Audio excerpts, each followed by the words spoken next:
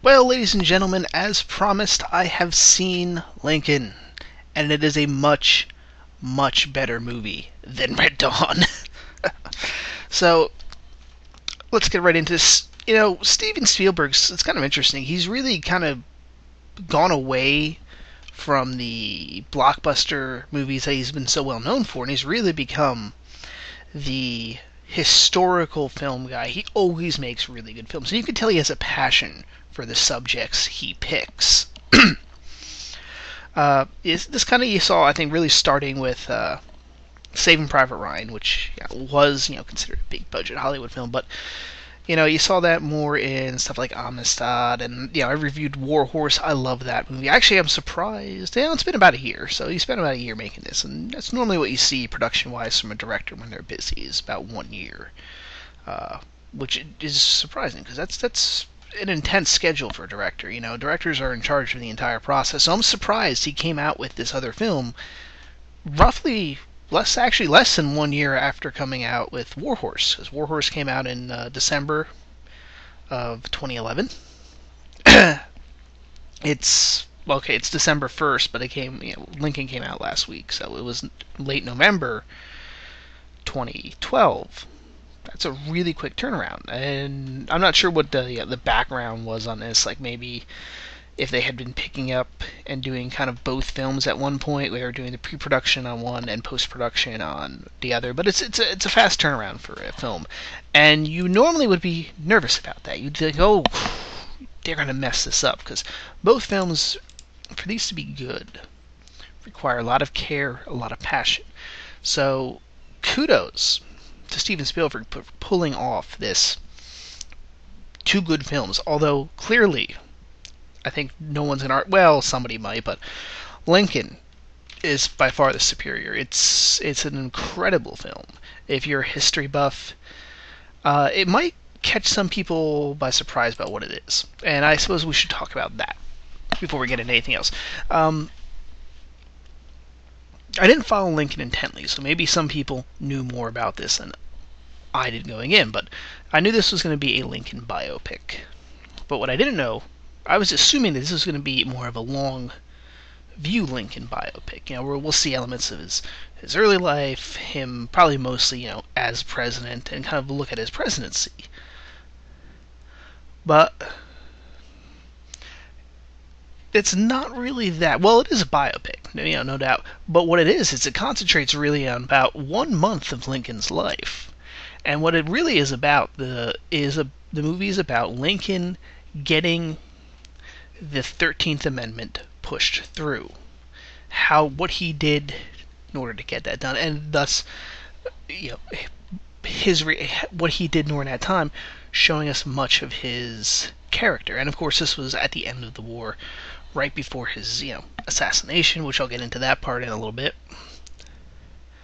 So it was surprising, but in a very good way, in that it told us a lot of his character by giving us really what actually was going on. I mean, as much as in the actual historical time period, I mean. So it probably, if you were to pick one point in Lincoln's life, the end of the war is the most revealing of his character and what he did. It really, the greatest achievements he did was right at the end, and it really makes it a tragedy all the more of his assassinations. It's like just when he was hitting his stride, just when he was no longer just having to hold the country barely together, and he was really starting to get into his, end game, like what his vision for the future would be. He was assassinated very shortly after his re-inauguration. In fact, it was his re-inauguration address, which was one of the big things that was pushing Booth to do the assassination. Now, actually, speaking of this, I know I have a lot of international listeners on my podcasts. John Wilkes Booth was the person that assassinated Abraham Lincoln. So yeah, if you're not familiar with American history, you'll probably be a little bit confused by my review here. But I'm assuming I'm talking to an American audience. But you know what? Even a lot of people that, if you're not very familiar with the history, this is one of those movies that you are so much more appreciative if you are aware of the subject. I think it's still fine if you're not, but if you are aware of it, it's a very Really great one. And it is always, it's tricky to review a historical film, especially when it hits the historical strives very hard. Now, of course, some parts they're taking liberties, because it's very hard to criticize, how should I put it, characters and their actions, and sometimes even what they say, because you might say, "Oh, that looks out of place," and then it turns out that's what the person actually did. Which is why I always say most reviewers, especially internet reviewers, kind of show that they're really an ass, or they have no idea what they're talking about when they review historical stuff, because they start talking, "Oh, okay, come on, everything else in the movie, the guy was doing something else, and then he was giving this speech about," and then it turns out in real life he did to give the speech, and he did do the previous stuff. Human beings do not follow a script. But I think, so it's tough to criticize, but everything I liked in this, and I didn't see any really major historical flaws. And Daniel Day-Lewis did an amazing job as Lincoln, really going for the legitimate version of Lincoln. He did a very different voice from the traditional. Everyone normally does every major historical figure normally is shown to be portrayed as having this bombastic voice of great projection. But Lincoln had a very different voice. He had a bit of a high-pitched voice. Ironically, actually, Thomas Jefferson had an extremely high-pitched voice and you might say, a bit of a fey voice. Ooh, sorry about that. A little bit of a fey voice as well. Of course, in modern days, ever since really radio was invented and people could hear voices and they were recorded, now people become more known for their voices. So we have more of, Winston Churchill and his kind of bulldog-esque style of speech. "We shall fight them on the beaches. We shall fight them in the streets." Okay, that is probably a very horrible. Still recovering a bit from that cold I had earlier, so I can't do my my Churchill. Sorry. But yeah, that was one of the early things they talked about this film, was when they released the early stuff, was Daniel Day-Lewis's very different portrayal. And they went, but this is the more historical one, and the elements, like, he goes off on stuff like Lincoln apparently in real life, through what many people wrote about him, is he loved to go off on these little stories, kind of like an old grandfather sometimes would go off on, like, stories about different characters, almost like a professor-esque in sometimes. And he loved to tell these little funny stories to make a point, or sometimes even just to tell them. And they incorporate a lot of that into this. He tells a lot. He has many different examples. He pulls up stories from his own life. Actually, most of the stories he tells are stories he's heard from somebody else. And of course, maybe they had better context in real life. But it's one of those where I'm not sure exactly which ones were real life stories he told people and which ones were they kind of just made up for the movie, or if they're all real, or if they're all made up. I don't know. But it's wonderfully acted. He does a very good job, Daniel Day-Lewis, of both showing Lincoln to be that classic Lincoln-esque leader, being very strong in public, having this kind of wise beyond anyone else's comprehension type deal, but at the same time being very human and seeing the character and behind all that. We see him get angry. We see him when he argues with his wife. When they had these arguments over his son joining up the army, there's a wonderful scene there where you actually really do see him as a human being getting mad, kind of having petty arguments. And in fact, there's a lot of this argument stuff as he's doing political negotiations, as the real Lincoln, of course, did. And in fact, that's really, for me, where I love this film from. Now, for those of you that haven't maybe seen the videos where I've mentioned this before, or forgotten, or just don't care, or haven't seen any of my videos, I mentioned this once or twice, but my background is in political science. I have a bachelor's degree in political science, and I have a master's degree in public policy. And especially the latter, it's policy. Where my background is more about how they make the sausage, as we would say. And that is what this film's about. It really does show a lot of, more so back then, there's Of course, there's still backroom dealings, all this type of stuff that happens now, but it's a different environment. But it does wonderfully encapsulate the type of how laws were really made back in the 1800s. The dealings, the political gesturing, the having to balance one's politically practical and goals, ideals, I should say. No, not ideals. Your high ideals and the political practicalities. And you see this in many different characters. You see Lincoln, this high and mighty, leader we're all showed. In this movie, he's buying votes outright. They actually have this wonderful, I think probably, it might be some people's favorite characters, or they bring in these three go-betweens that are basically go out and try to bribe Democrats in the actual election. Lincoln and the Republican Party won the election, and of 1860, not 62, 64. God damn it! I should know this stuff. 64? I think it was 64. The election. It's one of those. Anyway, Lincoln won. He got a bunch of seats, and he didn't have quite enough to get the Constitution to amend it. You need more than just a majority, which I'll talk about later on with the voting, because it seems like they went to every single. Well, let's say it. They kind of showed every single person that voted no, and only a few of the yays. When in real life, obviously, only a minority voted no for the 13th Amendment. It did pass by the skin of its teeth, yes, but to get a constitutional amendment, you need more than just a simple majority. You basically need a 60% vote in your favor, 2/3. If I remember correctly. It's been so long since I've reviewed the Constitution. Okay, had to pause and check. Yes, 2/3 majority, I was right. 2/3 majority. No, I said 60% before, didn't I? Yeah, it's 2/3 majority to amend the Constitution in both houses. So in reality, when they did the vote, you're kind of going, you're skipping a lot of votes to make this seem more close. Because in real life, over 2/3 of the people voted for it. But anyway, to get back on point, yeah, Lincoln's basically getting these congressmen, the lame ducks, these Democrats that are voted out of office. There's like 20 of them or something. No, wait.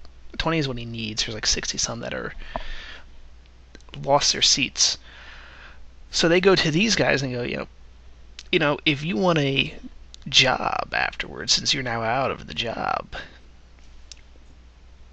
President Lincoln will appoint you to Postmaster General, these various posts within the federal government. And I like how it does that. It doesn't skip it. It's kind of like, well, they're doing it because they have to do it. It's interesting. It's bribery, but it's not being shown as a bad thing in this film. It's delightful.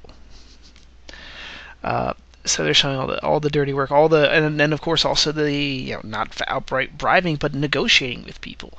He's going to the founder, I forget his name, the founder of the Republican Party, who is very adamant about getting peace. He's kind of the conservative wing of the Republican Party, where Lincoln has to go and find a way to deal with him. How does he secure the radicals of court, radical Republicans, will of course vote for the constitutional amendment. They were guaranteed. He doesn't have to worry about them at all.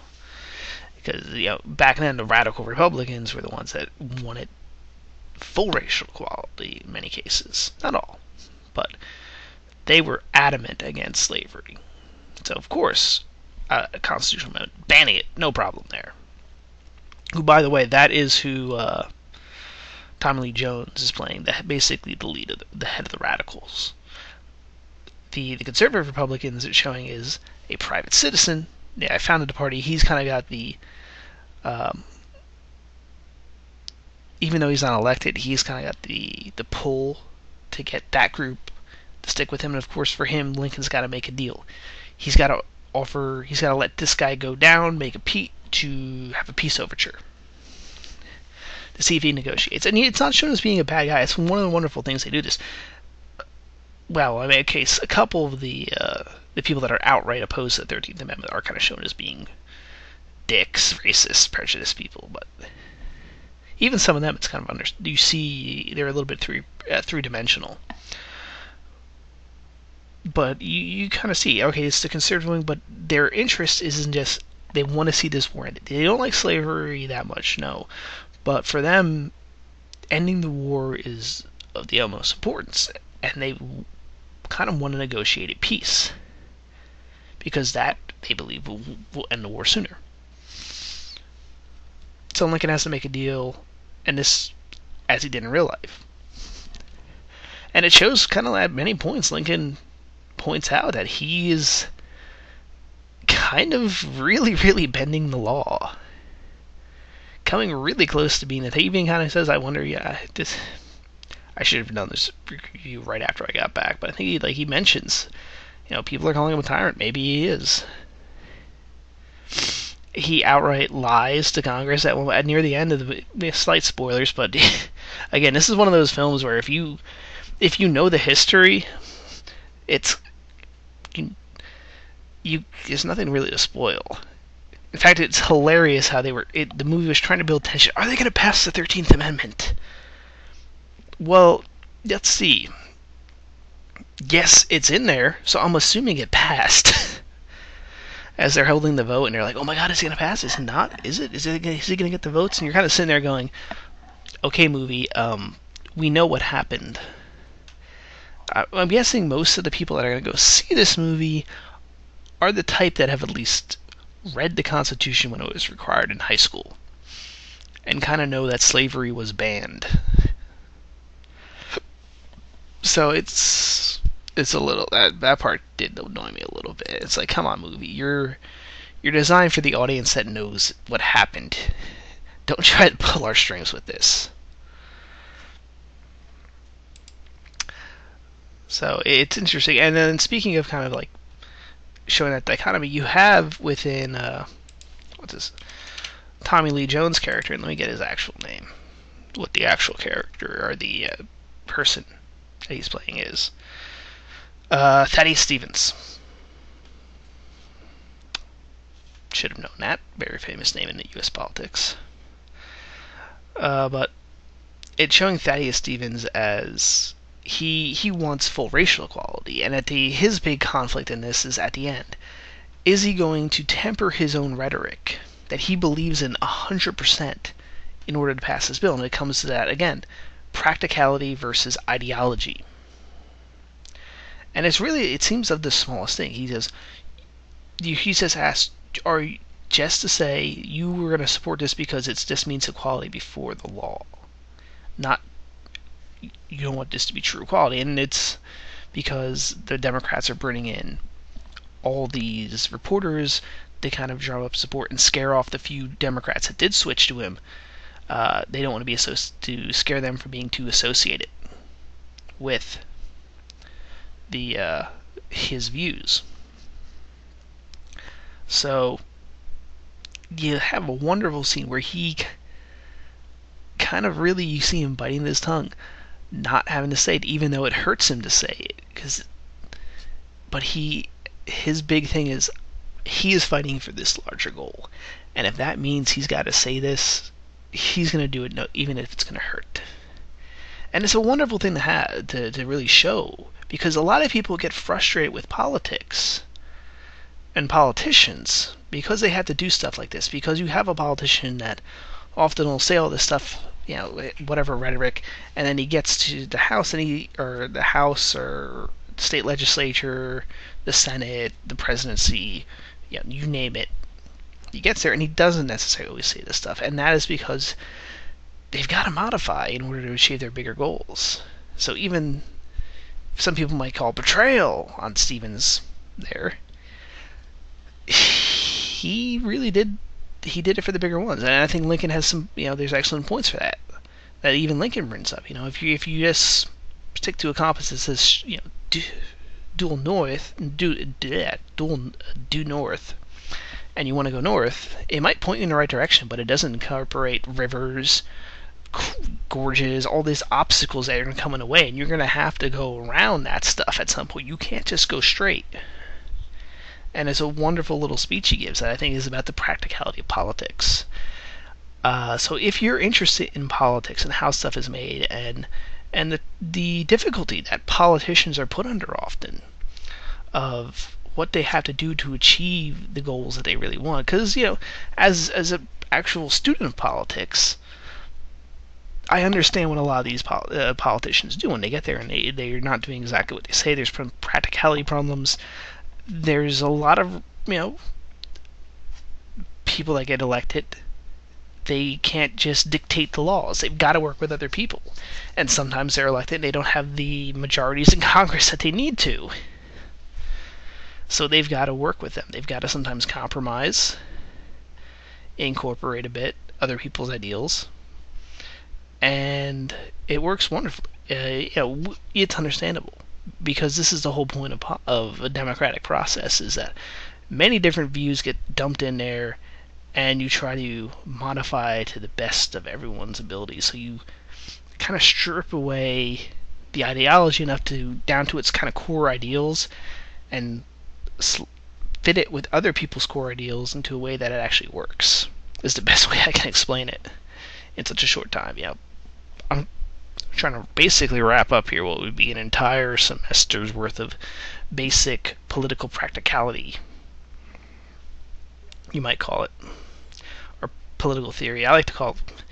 We need this tangent here coming, but really, I think they need two different classes.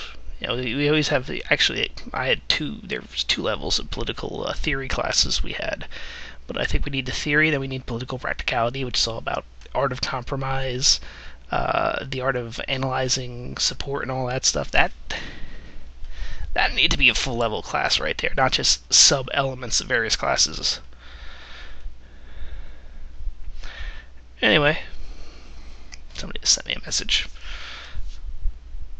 So if you're into politics, this is a movie to check out. You get to see how the bacon, or how the sausage is made, which, if you're a true fan of politics, you love reading about that stuff. You love seeing how it goes through. A lot of people get terrified. A lot of people are going to not maybe like this because it's showing Lincoln bribing people, basically. But this is how stuff gets done. You might get your hands a little dirty. They make a point that he's not outright bribing. He's merely using his authority as president, which he is allowed to appoint people to positions, to appoint people to positions on the condition that they vote his way. Actually, there is one lovely scene with Tommy Lee Jones comes in with basically the governor of Pennsylvania gets to choose, as a result of one election, who's going to win, and therefore the guy that they want to have is a Democrat. So they basically say, if you vote for us, you're going to get to keep your seat. But the way the scene plays out, it's hilarious. What else should I talk about? I mean, the performances are great. The casting in this movie is amazing. I don't even know where to begin with this. Obviously, talked about Daniel Day-Lewis. Great performance as Abraham Lincoln. Looks the part, sounds the legitimate part. But you've got Sally Field, Joseph Gordon-Levitt as Lincoln's son. You got I'm just going down the list here at this point. James Spader, Hal Holbrook, Tommy Lee Jones, we talked about him. John Hawkes, not as well known, but Jackie Earle Haley. We got Rorschach in there as the Vice President of the Confederacy. Bruce McGill is in there.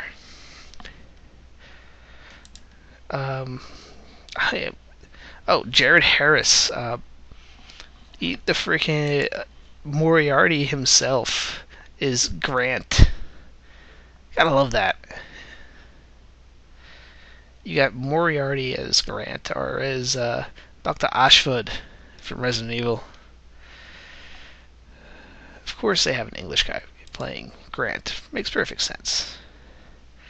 But I could probably go on and on. There's a lot of really good character actors. You see this, you're going to constantly be spotting people that you're like, oh my god, I've seen that guy in so many films. A lot of those type of actors. Walter Goggins, another one. He's in here. And I'm looking through who I thought I spotted. And I'm going through the IMDb list here, and it's extensive. This doesn't take too long because there's a lot of people, but they even had if you watch Law and Order, the captain from not SVU, one of the other ones, she's in there as Thaddeus Stevens' kind of mistress.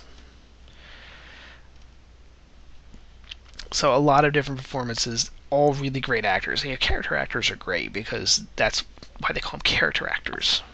They can do characters really well, especially side characters. So you've got a bunch of side characters. You have a huge cast of really good side character actors, or character actors. Blah, can't speak.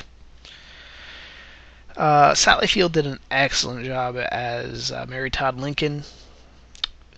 Maybe a little too much, kind of breaking the fourth wall, kind of, in that she's kind of speaking to history and how the history is going to look back at her at some points. But she still did an excellent job. I really enjoyed it. So, yeah, go see this film. Not much more I can talk about that. Again, like I said, difficult to review historical ones because this stuff actually happened. So you kind of have to go with it. But a wonderful portrayal. And once again, a wonderful historical film by Steven Spielberg. If you know his work, you know what to expect here. Check it out. Definitely better than Red Dawn. I so regret having seen Red Dawn before I saw this, since probably could have. I don't know. I probably could have worked out something else other than that movie. Ugh. Well, signing off, guys. Stay tuned for more reviews. In fact, I'm coming up now with Can I get a glass of water? Come back and review for the first time a book. So check that out. Signing off.